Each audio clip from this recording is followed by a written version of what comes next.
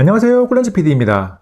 삼성이 지난 9월 공개 후 국내에는 일반 소비자용으로는 출시하지 않은 8.7인치 태블릿 갤럭시 탭 A12를 192,750원을 주고 해외 직구를 했습니다. 20만원에 육박하는 10만원대지만 갤럭시 탭이니까 가격만 보면 관심이 가는 태블릿입니다. 국내에는 B2B 전용으로 나와서 삼성 B2B 사이트에 올라와 있는데 일반 소비자용 출시 계획은 없습니다. 2026년 1월 기준 해외 직구 가격이 제가 구매한 4기가 램 64기가 저장 용량 와이파이 모델이 19만원대고 8기가 램 128기가 저장 용량 와이파이 모델이 25만원 내외입니다. 그리고 LTE 옵션을 선택하게 되면 와이파이 모델보다 약 5만원 정도가 더 올라갑니다. 여기서 한 가지 체크 포인트는 관세를 내지 않는 $150 아래는 제가 선택한 4기가 램 64기가 저장 용량 와이파이 모델 뿐입니다. 다른 옵션은 앞에서 말한 가격에서 관세 10%가 더해집니다. 갤럭시 탭 중에서는 거의 가장 아래에 있는 가격대를 가지고 있지만 1, 20만원대 제품이 다양해진 태블릿 시장에서는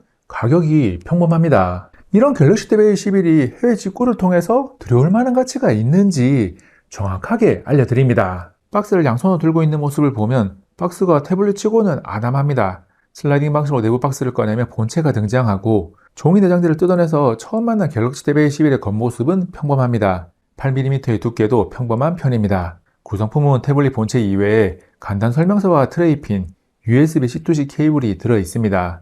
8인치대 태블릿이 대부분 성인 남자 한 손에 잡히긴 하지만 갤럭시 탭 A12는 다른 태블릿보다 조금 더 가로가 짧고 세로가 긴 형태라서 손을 쫙 펴지 않아도 비교적 편안하게 한 손으로 잡을 수 있습니다. 물론 손이 작은 편이라면 한 손에 잡는 게 어려울 수 있습니다.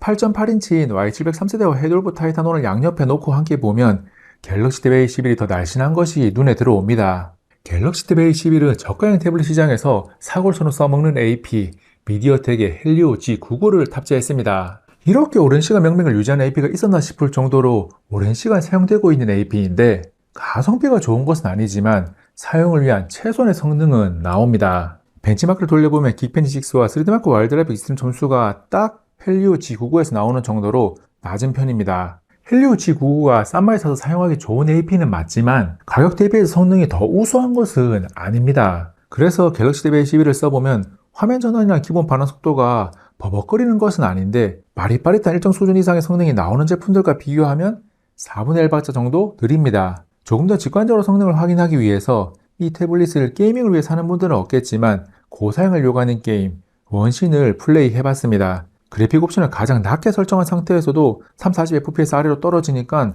좋은 것은 아니죠. 저는 중저가 라인에 있는 제품을 리뷰할 때마다 가성비가 좋다와 가격이 저렴하다를 확실히 구분해서 표현을 합니다. 가격이 낮다고 무지성으로 가성비가 좋다고 하는 것은 맞지 않거든요. 그런 의미에서 헬리오 G99 AP를 탑재한 갤럭시 탭 A11의 성능을 정리하면 가성비가 좋다는 표현은 절대 어울리지 않고 싼 맛에 사서 사용하기에 그럭저럭 쓸만한 정도입니다. 제가 4기가 램 모델을 사용 중이라서 아주 조금은 성능이 덜 나오는 것도 있는데 8기가 램 모델을 사용하더라도 AP에 한계가 있어서 단일 작업 시에는 체감할 수 있는 드라마틱한 차이가 나지는 않습니다. 물론 8기가 램을 사용하면 멀티태스킹을 할 때는 제가 앞에 성능을 이야기한 것보다는 조금은 더 좋을 수 있습니다. 더해서 램은 LPDDR4X, 저장 장치는 UFS 2.2 규격으로 저가형 제품에서 평범한 수준입니다. 성능에 이어서 휴대성에 대한 이야기입니다. 8인치대 태블릿은 들고 다니면서 사용하는 목적을 강하게 가지고 있는 형태라서 휴대성이 상당히 중요한 포인트인데 갤럭시 탭 A11의 휴대성은 꽤나 괜찮습니다. 무게는 실제 기준 329g으로 크기 대비 무겁지도 가볍지도 않은 평범한 수준인데 길쭉한 형태 덕분에 한 손에 잡는 게 은근히 편하고 세로 모드로 양손 파지 시 타이핑을 하는 것이 불편하지 않습니다. 손이 작은 편인 성인 여성이 양손을 들고 사용하는 모습을 뒤쪽에서 보면 크기를 가늠하는 데 도움이 될 겁니다. 그리고 원핸드 오퍼레이션 앱 설치가 가능해서 한 손으로 들고 사용하는 게 제법 괜찮습니다. 8인치대 태블릿을 한 손으로 오른쪽 또는 왼쪽의 핸들을 이용해서 홈, 최근 앱, 뒤로 가기 등을 하는 것이 상당히 편합니다. 갤럭시 탭 A11의 8.7인치 LCD 디스플레이는 1340x800 해상도, 91Hz 주사율, 최고 520리터 화면 밝기, sRGB 79% 색 재현율을 지원해서 그저 그런 수준입니다. 태블릿 중에는 작은 편이 8.7인치니까 HD급 해상도만 해도 쓸만하다거나 해상도 낮은 게 표시 안 난다는 소수 의견이 온라인상에 있는데 스마트폰 화면에서도 최소 FHD급 이상을 사용하는 시대라서 8.7인치 HD급 해상도는 선명도가 떨어지는 것이 체감이 됩니다. 그나마 소스의 기본 해상도가 높은 영상 시청 시에는 기기 해상도가 낮다는 것이 덜 표시가 나서 유튜브나 넷플릭스 등 영상 시청을 하는 것은 물리적인 스펙에서 풍기는 구린 느낌보다는 조금은 더 괜찮습니다. 디스플레이가 기본 품질이 좋지는 않지만 인상적인 두 가지 포인트가 있습니다. 하나는 최고 밝기가 실집 기준 520.8니트까지 나온다는 점으로 조명이 밝은 실내 공간은 물론이고 햇빛을 받는 환경에서도 비교적 무난하게 사용이 가능합니다. 또 하나 이상적인 부분은 16대 9.55 화면비입니다.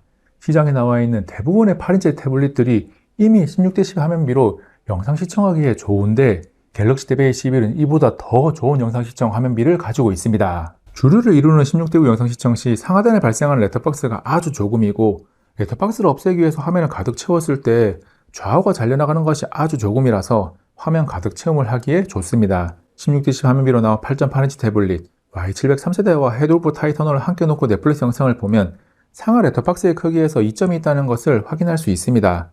더불어 갤럭시 탭 A11의 색 표현이 상대적으로 좋지 않다는 것도 확인이 됩니다. 다음 태블릿의 가격이 내려가면 품질이 급격하게 떨어지고 나는 스피커는 좋지 않습니다. 종합적으로 밸런스가 맞지 않는데 저음부터 고음까지 음역 대비를 조화도 안 되고 악기 소리와 가수 목소리의 구분 등 공간적인 조화도 안 됩니다. 한마디로 음악을 들을 만한 수준은 아니라는 거죠. 물론 유튜브, 넷플릭스 등을 보면서 영상을 소비하기에는 불필요한 노이즈가 발생하지는 않으니까 무난합니다.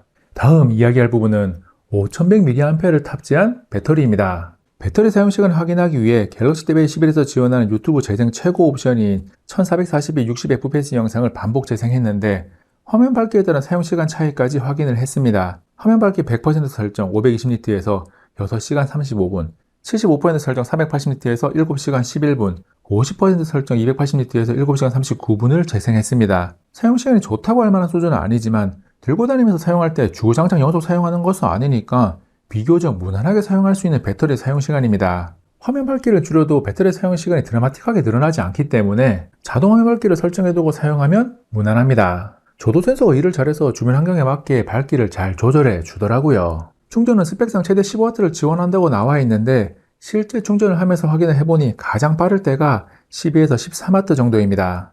충전 속도가 빠르지 않아서 1시간에 50%, 100% 완충하는 데는 약 2시간 30분이 걸립니다. 느린 편이죠.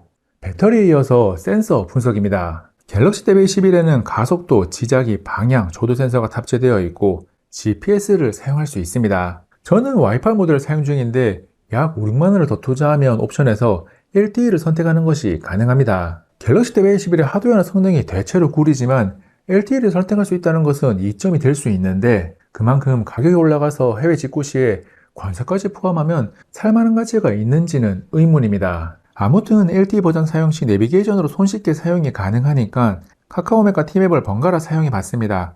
내비게이션 사용에 필요한 센서들을 두루 갖추고 있어서 원활하게 이용이 가능합니다. 갤럭시 탭 A11은 삼성전자가 보급형 태블릿도 7년간의 OS 업데이트를 지원한다고 발표한 이후에 나온 제품입니다. 그래서 안드로이드 15 원 UI 7으로 출시가 되었으니까 표면적으로 안드로이드 22, 원 UI 14까지 지원을 받을 수 있습니다. 물론 겉으로 보이는 UI는 계속 업데이트가 되겠지만 속에 들어가는 기능은 AP, 램의 한계로 아주 일부분만 업데이트가 될 겁니다. 그래도 보안 업데이트를 오랜 시간 안정적으로 지원받을 수 있으니까 긍정적인 포인트입니다. OS 업데이트에 이어서 AS 정책도 살펴보면 해외 직구 제품이라서 1년 보증기간을 가지고 있는 제품군에 속합니다. 다만 월드워런티 제품군이라고 해도 국내 일반 소비자용으로 나온 제품은 아니라서 정책 변경으로 유상 수리만 가능할 수도 있습니다. 다행인 점은 B2B로는 계속 판매를 하고 있으니까 부품이 없어서 수리를 못하는 문제는 없습니다. 그 밖에 지금까지 언급하지 않은 요소들을 정리하면 와이파이 5, 블루투스 5.3, USB 2.0C 포트를 지원하고 분석할 만한 가치가 없다고 판단한 카메라는 후면 800만화소, 전면 500만화소를 지원합니다. 구색 가치용에 가까운 카메라지만 급할 때 화상이나 온갖 참석 등을 위해 사용하는 정도는 가능합니다. 갤럭시 탭 A11을 사용하면서 도달한 결론은 국내에서는 경쟁력이 없다는 것입니다. 삼성도 일반 소비자를 대상으로는 경쟁력이 없다는 것을 잘 알고 있으니까 B2B용으로만 판매하는 결정을 한 듯 합니다.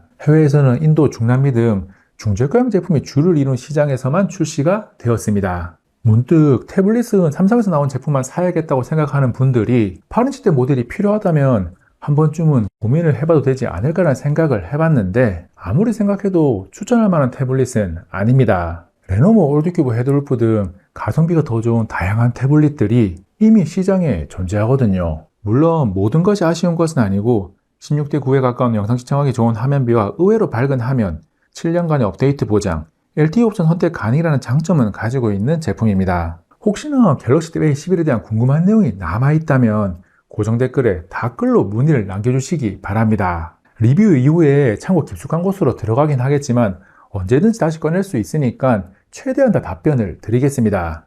이번 영상은 여기까지. 다음에 또 만나요. 안녕.